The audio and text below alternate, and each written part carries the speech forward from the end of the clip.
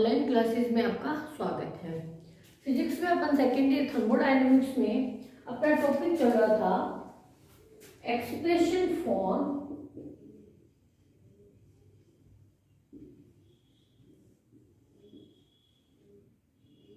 Maxwell distribution of velocities, जिसके 3 part अपन कर चुके हैं। आज का अपना है पार्ट 4। ठीक है, जिसमें अभी तक अपन ने जो वैल्यूज निकाली है, किसकी लास्ट में अपन ने निकाली थी डी एंड सी की वैल्यू। ये क्या थी? C1 C plus D C वेग परास के मध्य अणुओं की संख्या।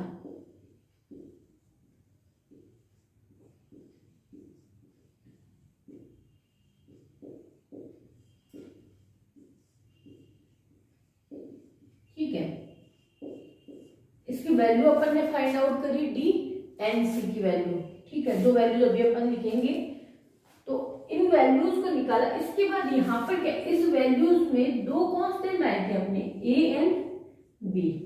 आज की क्लास में अपन इनका डिटर्मिनेशन करेंगे, value of A and B. तो अपना इसी के पार्ट 4 में ये टॉपिक रहेगा डिटर्मिनेशन ऑफ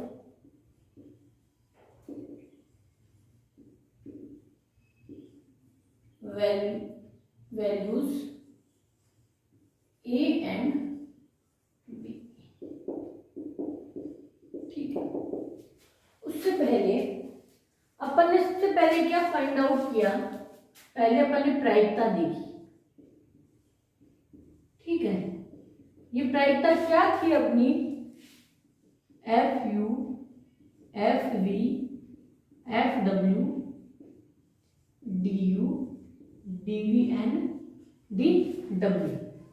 ठीक है, अपने को पता है, अपन ने इसको स्टैटिस्टिकल इन नेचर देखा है। तो इन अणुओं की चार्ज उस एकांक आयतन के पात्र में जिसमें अणु गैस है वो परिबद्ध है, उन अणुओं की संख्या क्या हो सकती है? 0 से लेकर अनंत तक कुछ भी हो सकती है। तो अपन ने देखा सबसे पहले जो अपन ने अणुओं की संख्या निकाली वो क्या थी? वो आई आपकी F U, F V, F W. ये भी किसमें? अणुओं की संख्या क्या मानी अपन ने? एन। तो ये क्या हो गई इनकी अणुओं की संख्या, D U, D V, D W. ठीक है, फिर अपन ने घनत्व को आइडेंटिफाई किया। घनत्व क्या था? D N upon D U, D V, D W. तो यहां पर अपने को पता है इसकी वैल्यू अपन ने क्या फाइंड आउट करी? रो बराबर एन ए क्यूब ई की power minus B C square. एकांक आयतन का पात्र जिसमें गैस परिबद्ध है, उन अणुओं की चार्ज 0 से लेकर अनंत तक कुछ भी हो सकती है। उन अणुओं का उस पात्र में घनत्व अपन ने फाइंड आउट किया। फिर अपन ने क्या लिया? सी व C प्लस डी सी त्रिज्या के 2 सकेंद्रीय गोले लिए। इस वेग परास में अपने को क्या करना था? अणुओं की संख्या। तो इस वेग परास का मतलब डी एन सी। यहां पर जो बचेगा, तो लास्ट का अपना फॉर्मूला क्या आया था? 4 पाई ए क्यूब ई की power minus B C square c square D C. ये अपने पास फॉर्मूला आया। एन अणु है तो 4 पाई एन ए क्यूब। अब आगे अपन ये जो भी इक्वेशन नंबर आई थी इसी का अपन क्या करेंगे? समाकलन करेंगे। किसके लिए? ए की वैल्यू का निर्धारण करने के लिए। तो देखिएगा,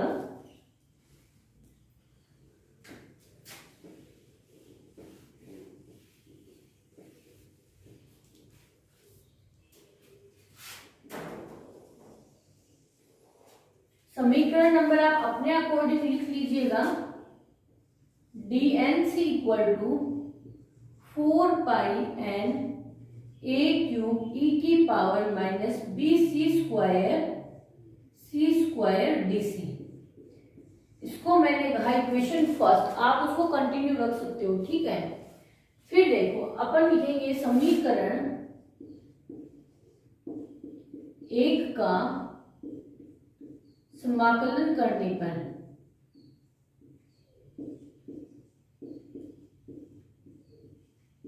समाकलन करेंगे तो ये क्या है, डी एन सी।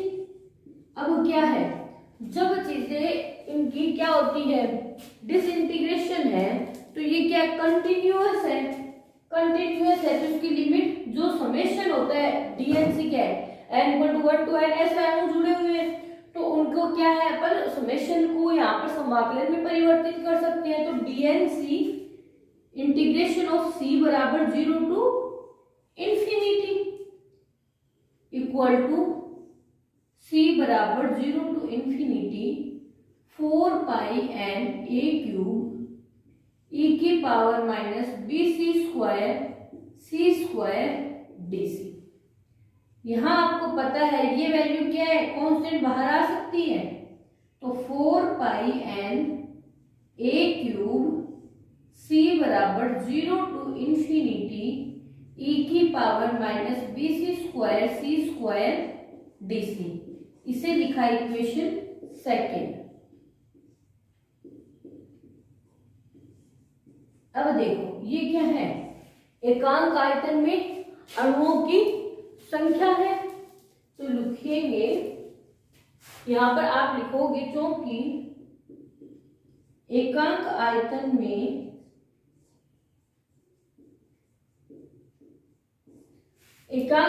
अणुओं की संख्या क्या है, n है, तो एकांक आयतन में अणुओं की संख्या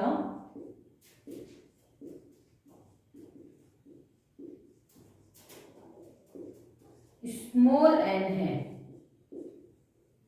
अतः स्मॉल n है, तो यहां पर ये c बराबर 0 to c बराबर इंफिनिटी dnc बराबर क्या हो जाएगा, n।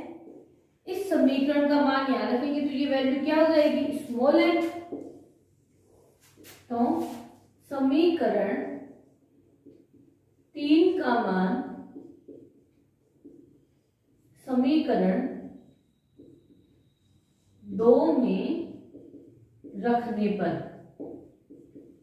3 को 2 में रखेंगे तो ये वैल्यू क्या हुई, n equal to 4 pi N A cube c बराबर 0 to c बराबर इंफिनिटी e की power minus B C square D C.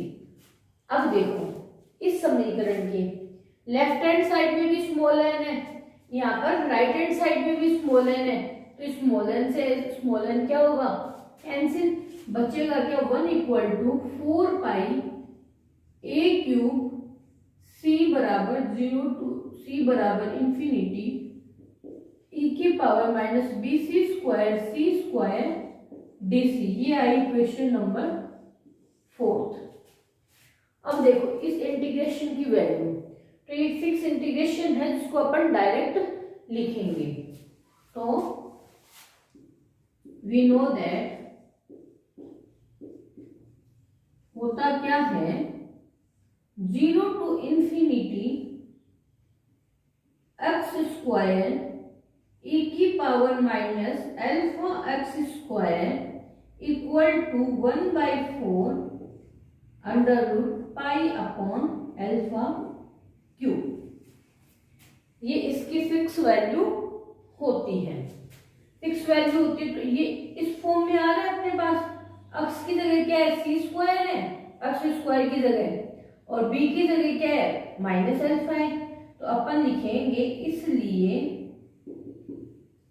c बराबर 0 to infinity c square e की power minus B C square equal to, अब देखो c square बराबर तो क्या हो गया, एक्स स्क्वायर है, b बराबर क्या है,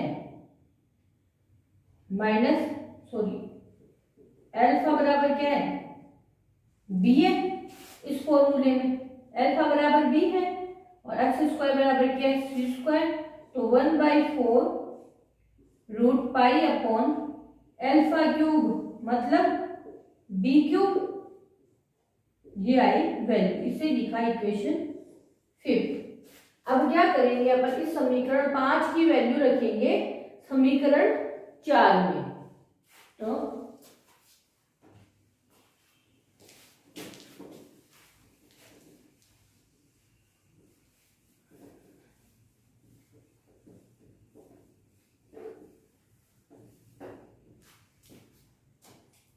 समीकरण 5 का मान समीकरण 4 में रखने पर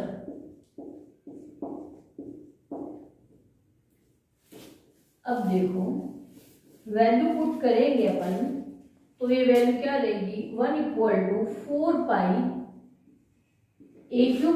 ऐसा कैसा, ये n है तो पहले कैंसिल हो गया तो 1 रहेगा इधर। अब ये वैल्यू अपने को इसकी जगह लिखनी है, तो 1/4 √π/b³। तो 4 से 4 कैंसिल, तो बचेगा क्या, πa³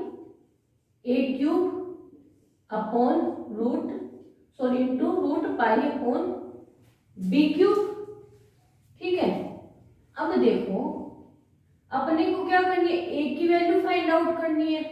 तो अपने कुछ नहीं है, a³ को यहाँ पर ऐसा कैसा रहने दो, इनको अगर चेंज करेंगे तो ये क्या होगा, b³/π इंटू 1/π रहेगा अपने पास। अब देखो अंडर रूट को अलग अलग सोल्व करेंगे तो b की पावर तो क्या रहा 3/2, पाई की पावर 1/2 इंटू 1/π। अब ये देखो पाई की पावर 1 और हाफ, 1 एंड हाफ को ऐड करेंगे तो गुणा में घातें जुड़ती है तो 3/2। तो ये वैल्यू क्या बचेगी आपकी, b की पावर 3/2/पाई की पावर 3/2, या क्या लिख सकते हो b/पाई की होल पावर 3/2। और यहाँ पर क्या है, a³ बराबर क्यूब कैंसिल, क्या बचेगा हाफ यानी अंडर रूट।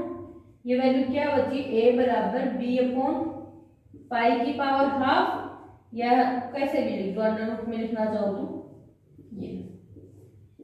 अपने को क्या था करना था, a की वैल्यू निकालनी थी, तो a की वैल्यू क्या आई अपने पास, अंडर रूट b/पाई। ठीक है, नोट कीजिए आपसे।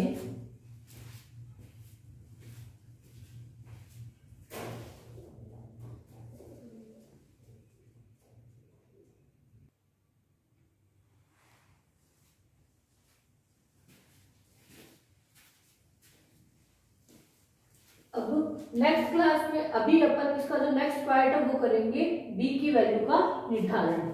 देखिएगा, इसको नोट कर लिया है ना, स्क्रीनशॉट ले लेना।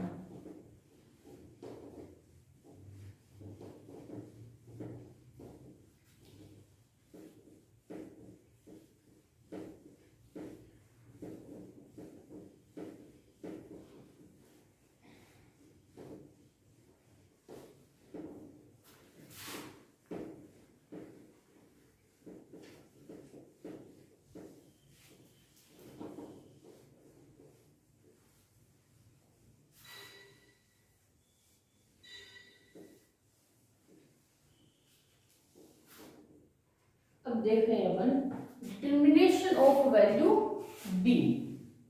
ठीक है, b का मान देख रहे हैं। तो सबसे पहले तो अक्ष दिशा में u व u प्लस du, अक्ष में क्या था अपना v का घटक, ये लिया था अपने अक्ष y z u v w। तो अक्ष दिशा में u व u प्लस du वेग परास के मध्य एकांक आयतन में अणुओं की संख्या। तो लिखेंगे अक्ष दिशा में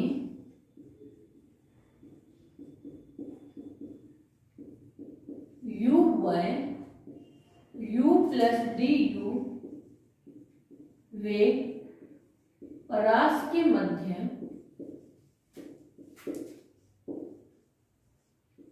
अणुओं की संख्या।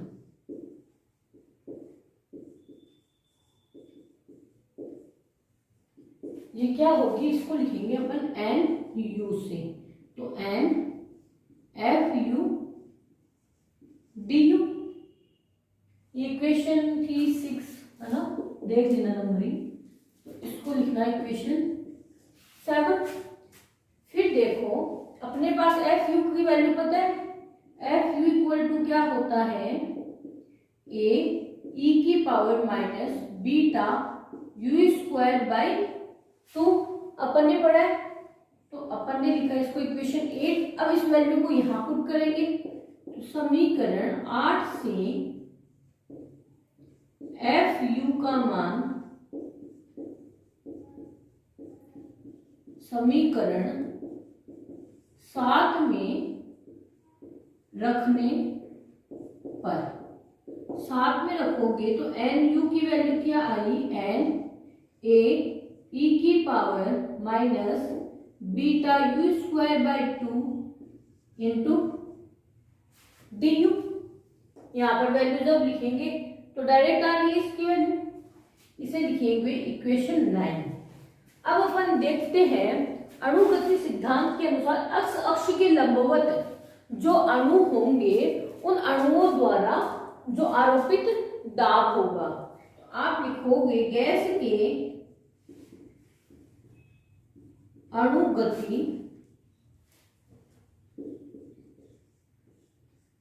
सिद्धांत के अनुसार क्या लिखेंगे अपन, आरोपित दाब किसकी दिशा में, अक्ष अक्ष के लंबवत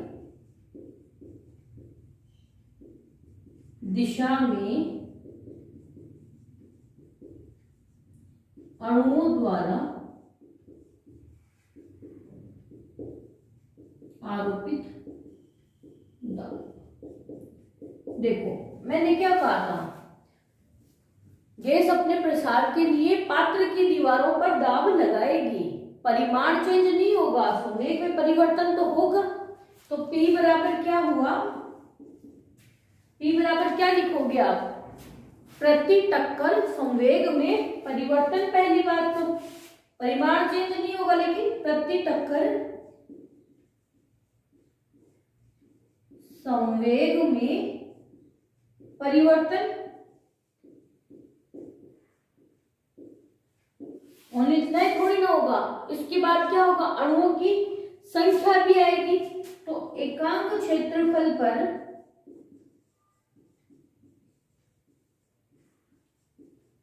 प्रति सेकंड टकराने वाले अणुओं की संख्या,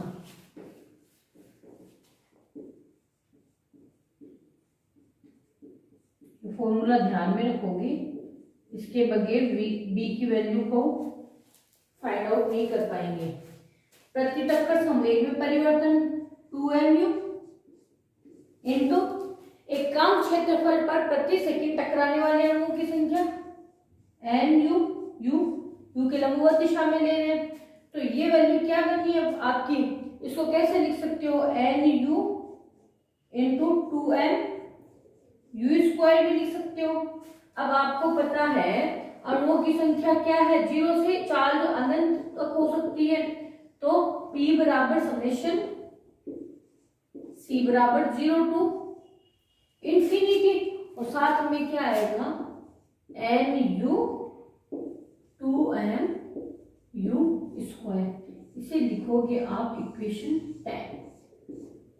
ठीक है, यहां से देखो nu की वैल्यू अब क्या है, यहाँ पर fu की वैल्यू रखी थी, तो nu की वैल्यू क्या है, आप करोगे इसको 9 को 10 में रखोगे, nu की वैल्यू को रखने पर फिर वही इंटीग्रेशन बनेगा जो फिक्स इंटीग्रेशन अपन ने यहाँ पर लिया था, जिसको अपन नेक्स्ट लेक्चर में डिस्कस करेंगे।